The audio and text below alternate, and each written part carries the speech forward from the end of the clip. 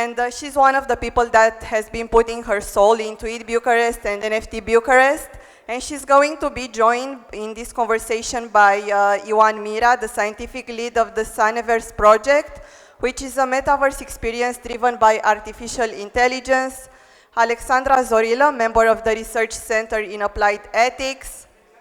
Dumitru, which is content producer at It's NFTime, which is the Metaverse newsletter, and Cezar Jinga, who in 2021 decided to go to quit his real estate business to go 100% into crypto. So let's welcome them with a really big round of applause, guys.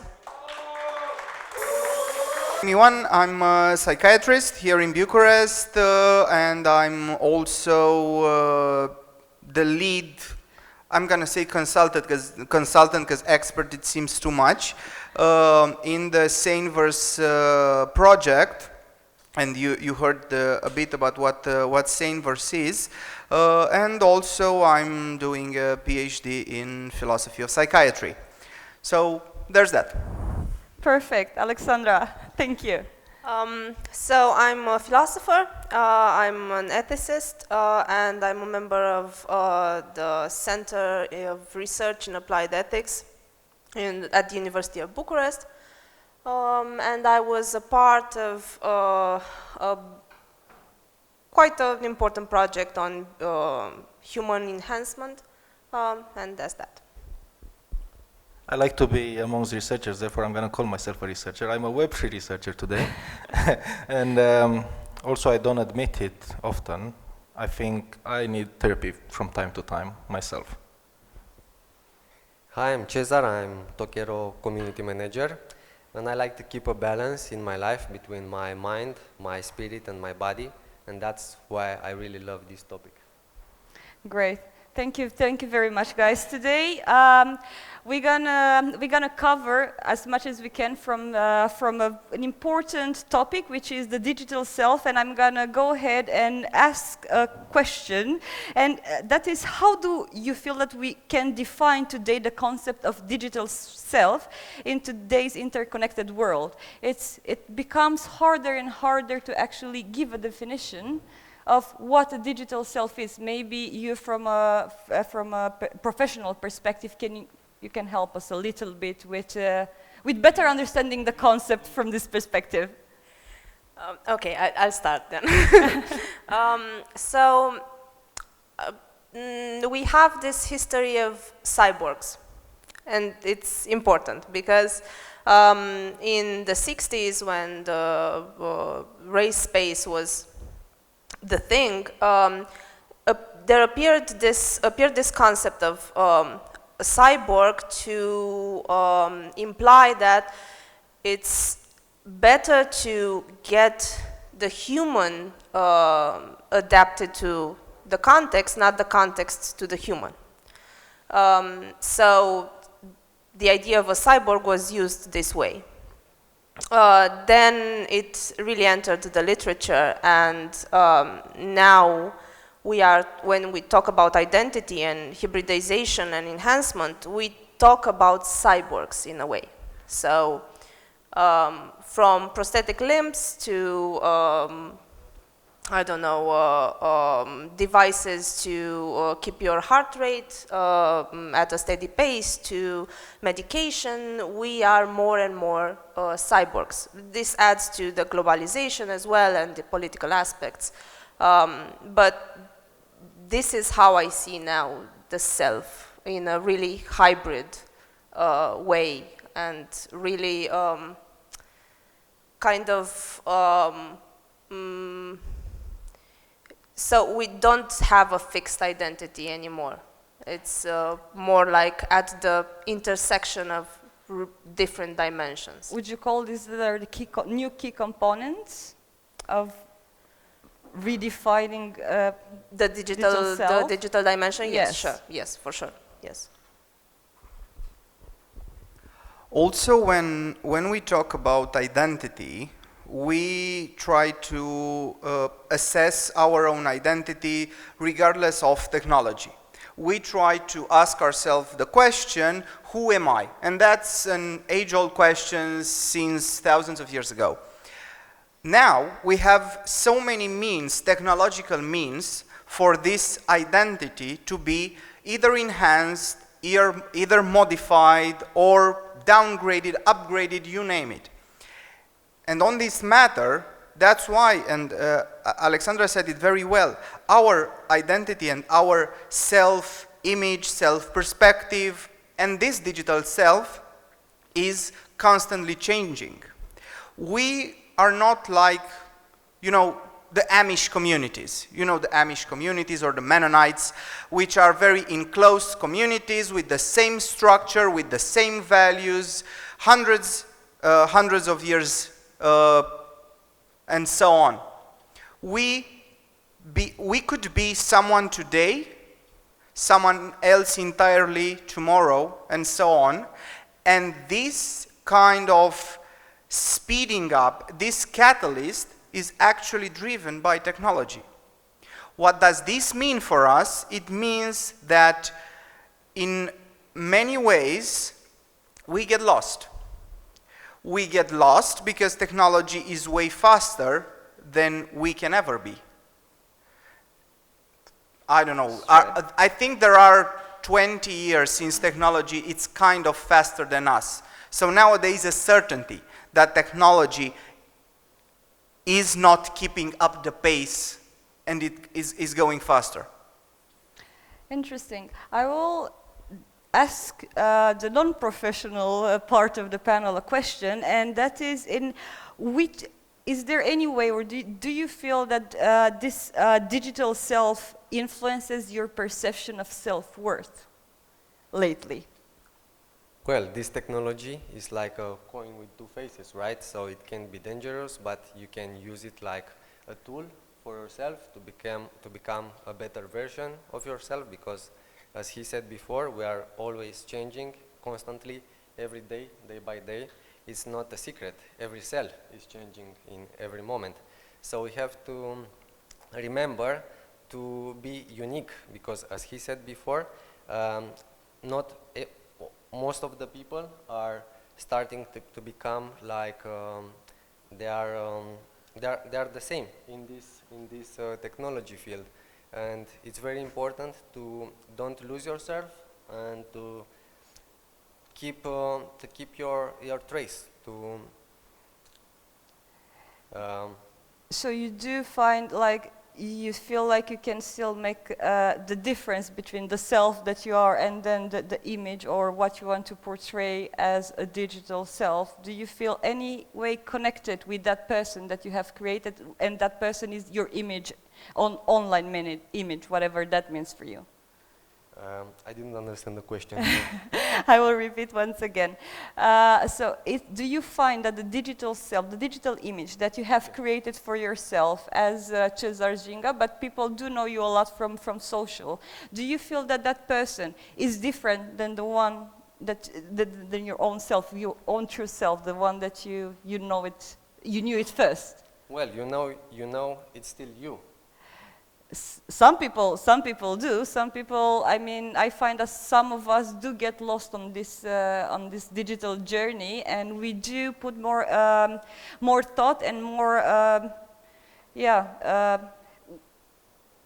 influence over our digital self, and that became the more important part of our own self than what we are as a human beings. And that's why I said it's very dangerous, and we forgot to be ourselves, our true selves, and we start to feed this digital identity, and that's why I think it's very dangerous, and we have to use this technology in our own benefits and don't get lost in this virtual realm. Yeah, Maybe you have. I believe that the tools we have now at hand to enhance our digital self are actually distorting the reality. And this is where the risk posed by Cezar is, because if you think about it, you have the capability to customize your digital self so much, and you have the capability to allow your digital self to transcend the boundaries. You can be everywhere in the world. You can change the digital self very easily, And if you do that on repeat, on and on again, you will start to identify with that digital self more and more. And on this, especially in Web3, you can see this because you meet, most of the people you meet in Web3, you meet them online first, and you meet an avatar, and you connect with the thoughts of that person behind the avatar first. You connect emotionally. And then when you meet them IRL, you may have a shock because you have a totally distorted image about those people because you already created the emotional profile behind that avatar.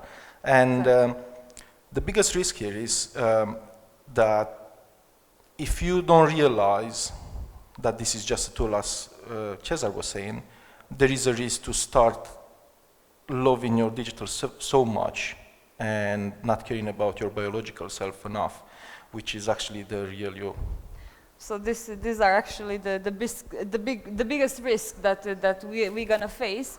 Do you find that we are already on a not such a great track, and what will be the right way? Because you said you mentioned that okay, we have to remember who we are, but how are we gonna do this? Because there are so many platforms, etc. that will, it's impossible not to be influenced and further on adopt this new technology as us, and be just literally part of us, as Alexandra mentioned. We become cyborgs, no matter if you have something implanted or is just through the information, how we get the information.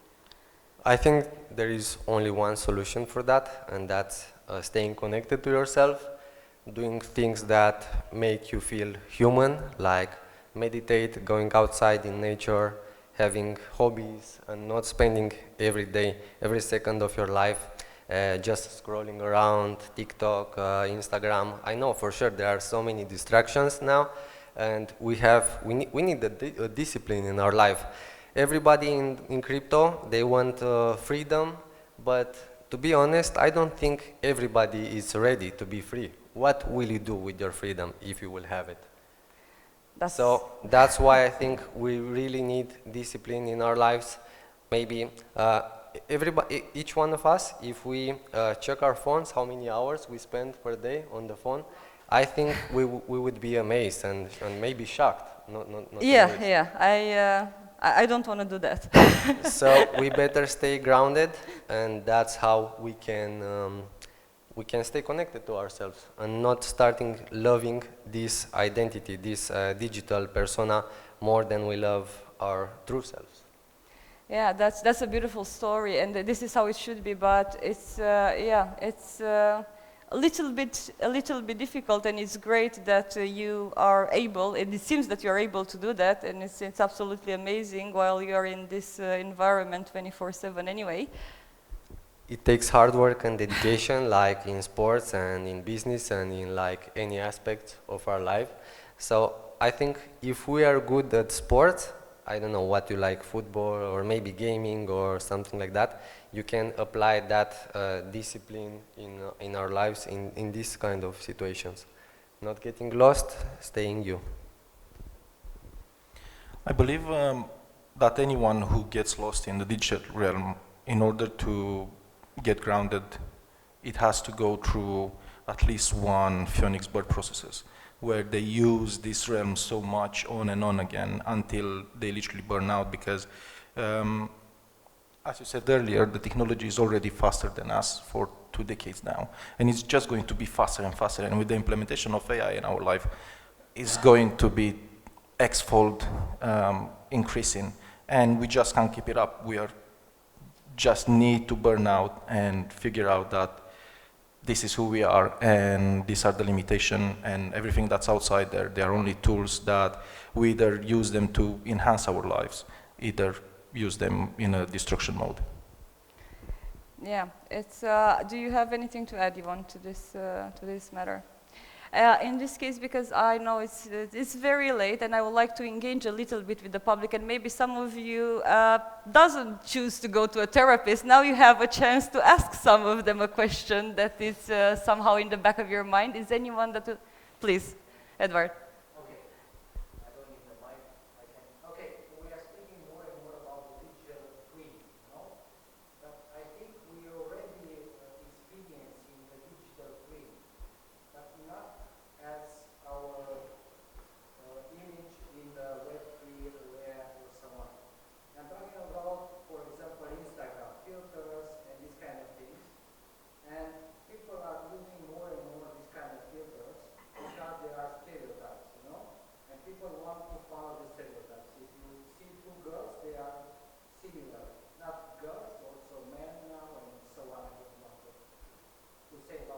how we can overcome this kind of stereotypes when it's coming also with a digital twin, no? Because you are creating a very nice image about yourself, but when you meet the person, it's kind of different situation, you know?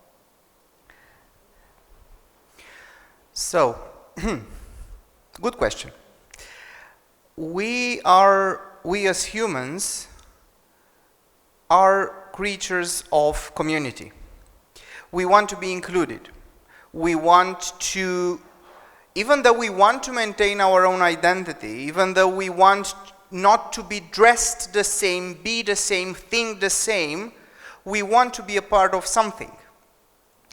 In the digital environment, you talked about Instagram photos and Instagram filters. I'm gonna add something, which is the TikTok trend. For a brief period of time, everyone is doing the same thing. Like last week with Pedro. You know Pedro, right? Obviously. 2 weeks ago, something else. 1 month before, something else entirely. Why? Because, first of all, when we show this image in this digital environment, the rules are different. If you have this filter, it is statistically proven you're going to have more likes. If you use this trend in your TikTok, like, of course I am something, something, something, of course that trend, the trend with the raccoon and so on and so forth, the old ice bucket challenge from 10 years ago, you get more views, you get more likes, you get actually more approval from your peers in that context. When you go to school, you aim for good grades because that is the convention. We function in different conventions. If we try to analyze the differences between this actual tangible world and the digital environment, which is soon to be a world, the conventions are very, very different. We function differently. Even though we tell ourselves, I want to be natural, I want to be myself, your actual self in that context is not worth it. If I'm funny, I'm not gonna be funny in a group of people who sing in a church. I'm gonna be funny in an open mic in a stand-up club. I'm gonna do that thing in that certain context where that action is gonna be appreciated. That's the difference between this environment and others. If we try to do something that we do in this world, in the digital environment, and is not gonna work, we're gonna be frustrated. This is where our mental well-being is gonna be affected. This is why when we see only stories on Instagram of traveling in so many places, it was the Easter, right? And people went to different places. Let's say you have 1,000 friends on Instagram, just 200 put stories worth to be putted. Why? Because the other 800, you included, so statistically you were on the larger side, didn't have anything else to put on Instagram. Your grandma house with some red eggs is not that interesting than fucking Bali. So you see just the 200, you don't see the 800 that don't post. That's the illusion. That's the illusion we also have in reality. Let's say you meet a person that is very, very fucking annoying, right?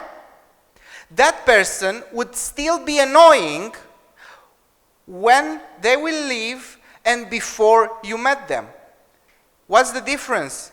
You didn't meet them or they left, and you're not annoyed anymore by that person. Once you choose to play by the rules, you're going to be happy. So if you want to be happy in social media, if you want to be happy in this digital environment, you have to play by these very, very conventional and arbitrary rules. What's the convention on Instagram? Big likes, you're amazing. You don't have many likes, you're not that amazing. How do you get many likes? Using the filter with the dog tongue and the ears. Problem solved. It's easier to prove yourself in an easier convention. That's why we play shooter games. Who has the most number of, the biggest number of kills is the winner. That's why we play sports, because it's a game. Everything it's a game and everything it's a convention. Play by the convention, you'll be happy. Play against the convention, you'll be unhappy, but at least you're gonna change something. So with the price of your own happiness, of your own comfort, you can change things. That's all. Thank you very much. Alexandra, do you have something to add? Just a little side note. So one of the reasons I brought up the cyborg analogy was that when we look at the concept and the problem that it had to solve, it was about space travel. So we looked at the context, space, outer space, and we said, okay, we cannot control this. We have to make the human to be adaptable to this. And then we brought this to our society. But the question remains, why, in a society where we kind of control the context, do we want to rather adapt the individual to the context instead of regulating the context? Another thing I wanted to add, so this is a question that should be answered first of all when we talk about identity in digital space. The second thing I wanted to say was that why do people look the same? Money. Because you get resources, not just social capital. You actually make money if you get views. When someone figures out that there's a type of face or a type of thing that goes and gets views, they will migrate towards that to get resources. So again, the question is, why is the context in this way in which you can make money by looking a certain way, instead of why do people want to look a certain way? Well, we know why, because the context is like this. So, yes. I'm gonna give an analogy. So, let's imagine that all of us are living in the same area and we are farmers. And with one exception, myself, you all are harvesting and planting rice. Everyone is a rice farmer. And I'm gonna say, no, I want to feel special, I'm gonna plant, I don't know, melons. Maybe melons would be, from an economic point of view, more, how do you say it in English? Profitable. More profitable than your rice. But for me to go beyond that point, I don't know if there's a name for that point, I think should be.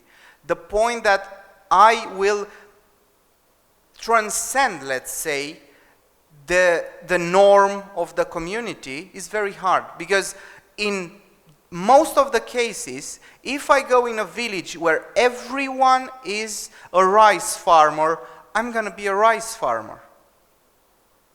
Because we tend to, if something works, why should I change it?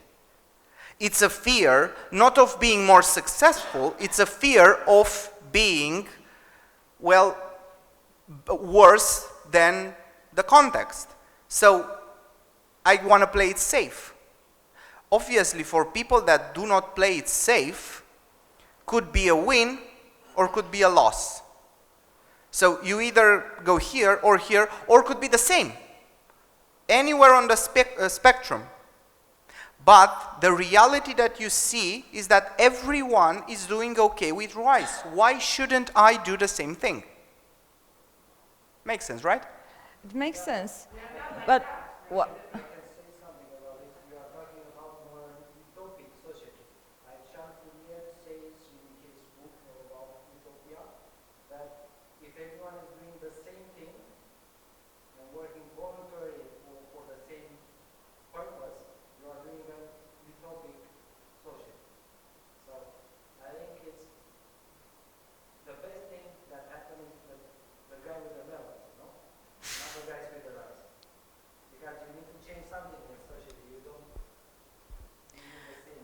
Well, yes, there was a reason why Europe wasn't impressed with Fourier. So the Russians were, but not the Europeans.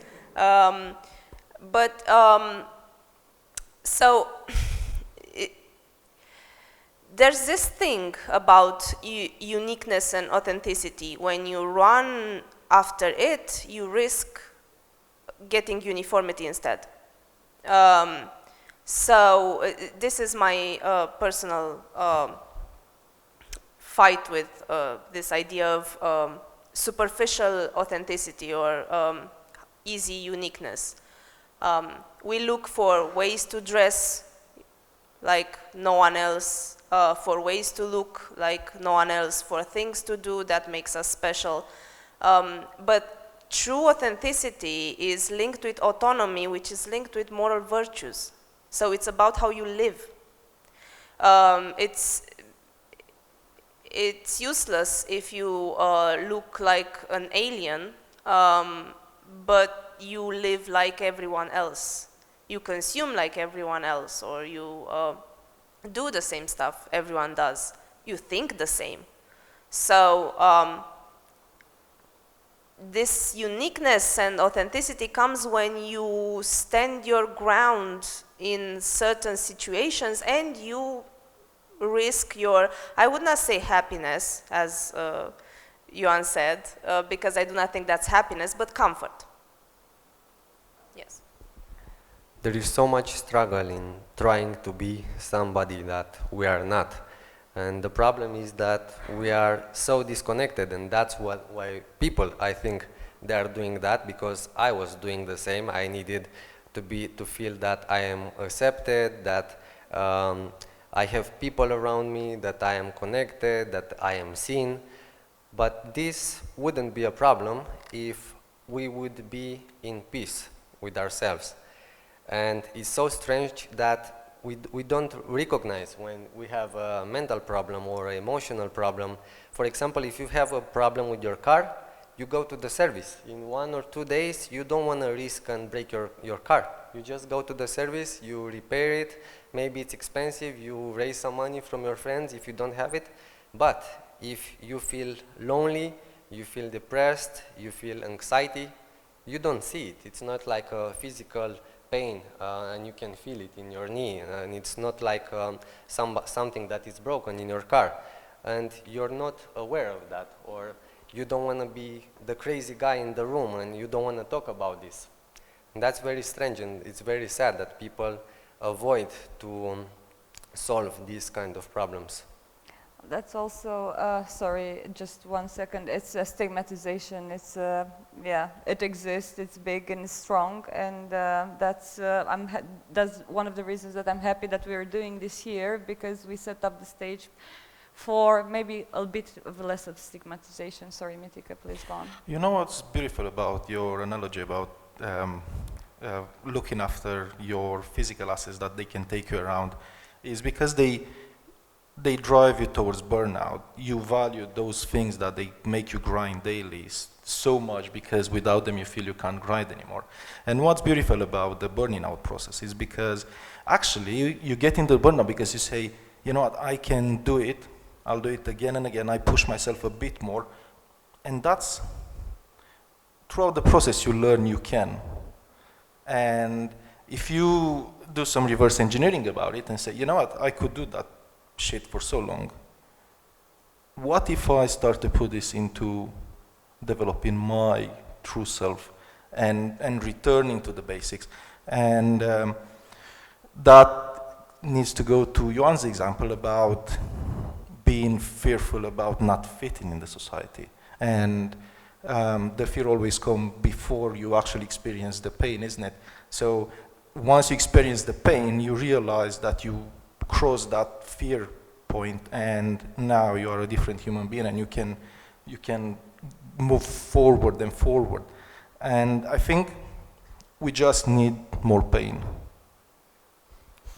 But what if you are blaming that you are different? Uniqueness is sexy. By a boss? You can, it starts early actually. It doesn't start with the boss. The boss is just a avatar of your childhood peers, of your family members. It starts way back then on your working environment. And actually, you choose to stay in that working environment because that is the thing you are familiar with.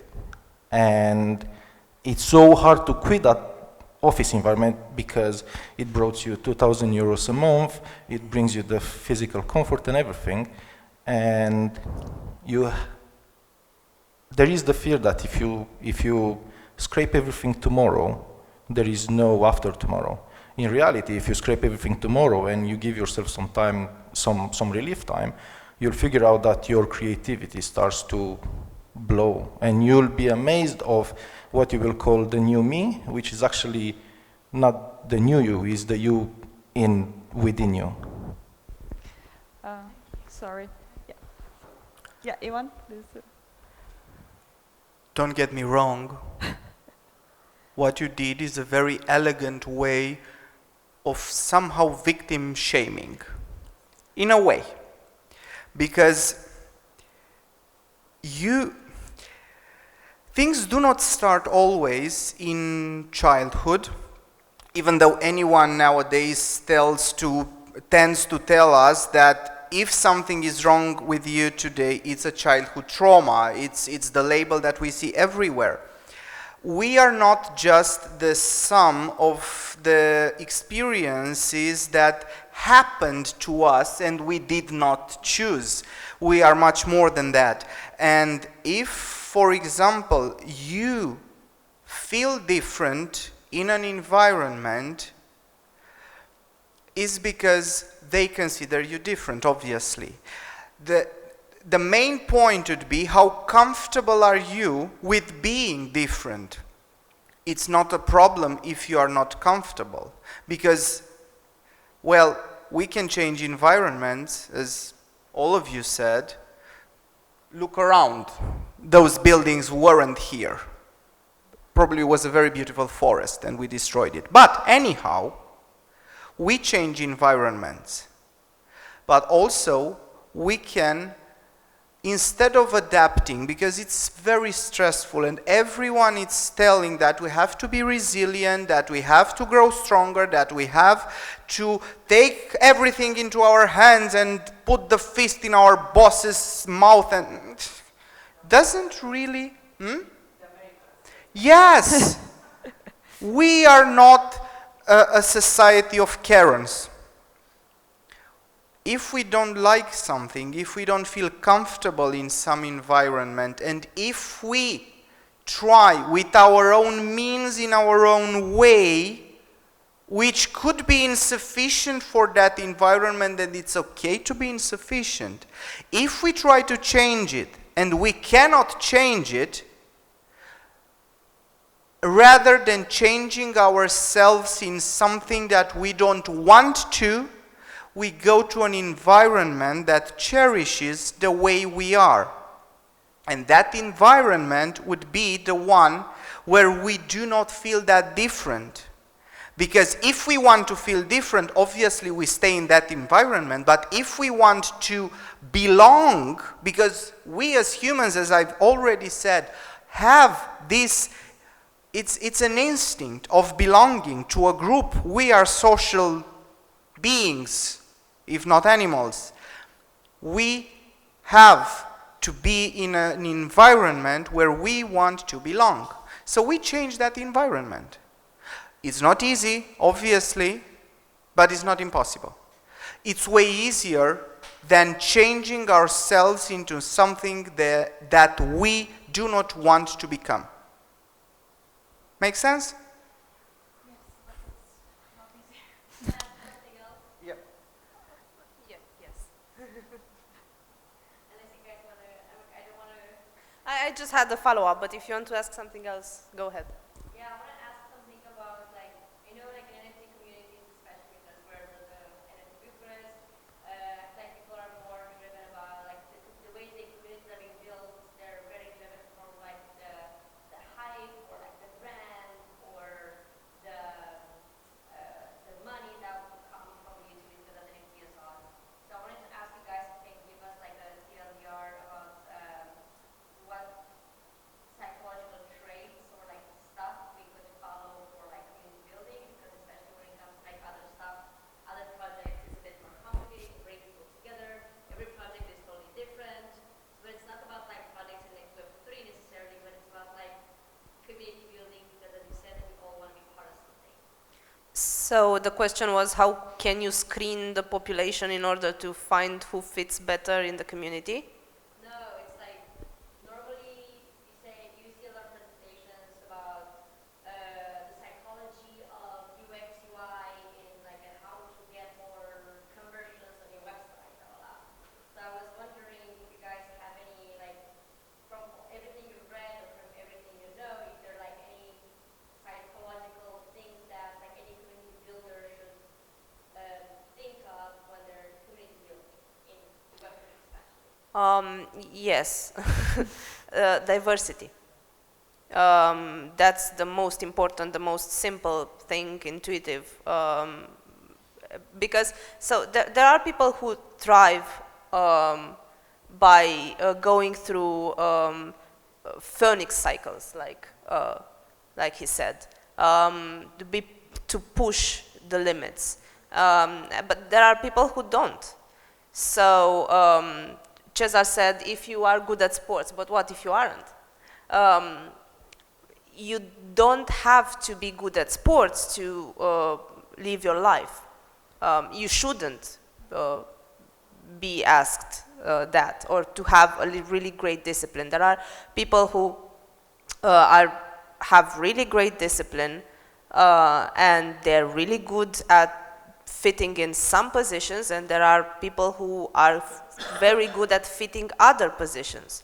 And if you have an entire society of people who are tunnel vision driven, ambitious, and that's it, you'll have a dysfunctional society, because we do not occupy the same levels, not hierarchical, but the same positions, even if it's not a hierarchy. Also, I would like to, there's this quote that gets thrown around a lot when you say it, when you talk about pushing limits. What doesn't kill you make you stronger. So it's Nietzsche. But Nietzsche was sick. That's why he said that. Because he knew he was dying. Because he was frustrated. Because he was really vulnerable. He was ill. And he died, of course. But what doesn't kill you can make you stronger, or can get you really traumatized forever. So I wouldn't say it's like a one way, but diversity, yes, for me.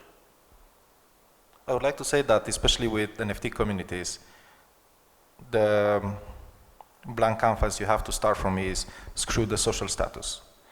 screw the PFPs that you rock on all your social media, because they may be there for the next 10 years of your life. They may be there just through a hype cycle. And if you find yourself at the high of that hype cycle, and you feel that you feel like a rock star, and then everything goes south, you can't control that, and that is going to affect you. So if you want to build a community around an NFT project, first, give them meaning. Like you would build teams in your corporate environment, you want to build teams that they are both productive, but to be productive, they have to work towards a meaning. So identify the strong points, identify the alpha player, identify the beta player, bring them in, and become the bridge between them.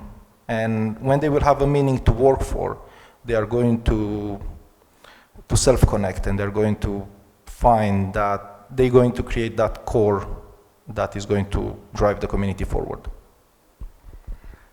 I wanted to, sorry, I don't know if you still remember the point that you wanted to make earlier. No problem. I just want to add something regarding her question. One of the key components is to make the people feel like home, because as Ioan said before, all of us have the need of belong to some place. So if you give them a purpose, like MTK said, and you make them feel like home, they will do the stuff, and they will help raising the community, and you will do it together. What you said was very, very good. Because I wanted to say, and it's good you covered it, one more thing. Don't misunderstand diversity. Because now, by diversity, we understand the superficial things. I'm not talking about someone that is black, someone that is from the LGBT community. I'm not talking about that kind of diversity. The kind of diversity that you said, that guy is an influencer, or that guy has some social media status, or a very, very thick CV. It doesn't matter. The diversity that you are looking for is based on what Cezar said, on the family that you want to create. So identify the purpose, identify that North Star, that goal, and your team of superheroes as diverse as possible, because I see every team as the Avengers, not as an army, where every soldier is the same, but everyone is different, going through the same goal.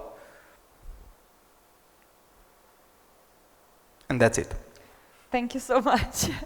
Yeah, I see we ran out of time. I don't know if any of you would like to add something before we, or if there are any questions left. All right, well, I know it's late. Just add one little thing. Sure. Because she said before, it's very hard to be yourself and to stay there and to make all these changes. I think we never have to lose hope, and we have to accept the fact that we are different, that we are unique.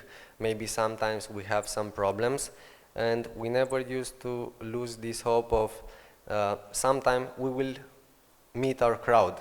There is somebody there who is like us, and definitely we are not alone, but we just have to keep looking. And that's why we all are here, because we have something that connects us. And I would like to, if there is anything I would like you to leave with from this panel tonight, is remember that the courage comes after you do the hard shit, not before. Any food for thought as well as a closing? Yeah, just food for now. All right, let's try that. Thank you so much.